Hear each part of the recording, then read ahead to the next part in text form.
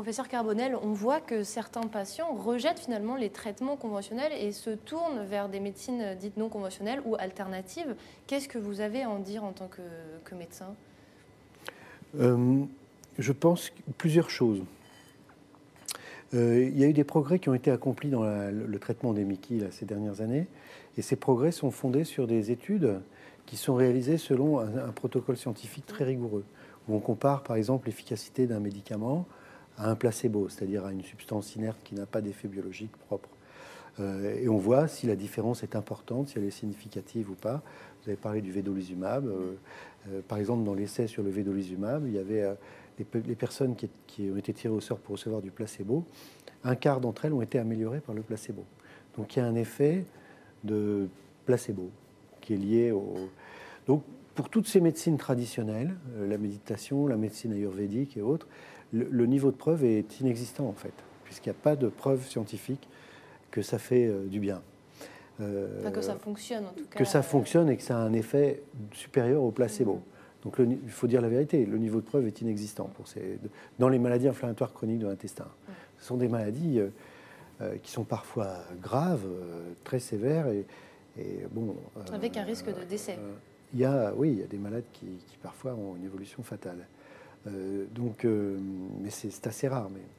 Donc pour ces maladies, l'efficacité des médecines traditionnelles n'a pas été établie. C'est la vérité. Beaucoup de patients y ont recours parce qu'ils sont insatisfaits, en partie insatisfaits des médicaments qu'ils reçoivent, aussi peut-être des médecins qui leur prescrivent. En fait, quand on fait des enquêtes, il y a un nombre important de patients qui ont recours.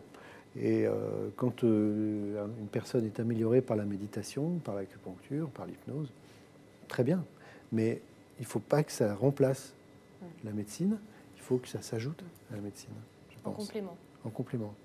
Si ça améliore le bien-être des personnes, c'est bien. Il faut les encourager à poursuivre, à condition que ce ne soit pas toxique.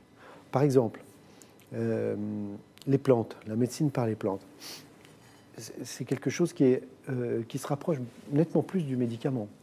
Il y a un article qui vient de sortir dans une grande revue américaine de gastro-entérologie, qui s'appelle Gastroentérologie, qui suggère l'efficacité d'une plante chinoise dans la rectocolite hémorragique.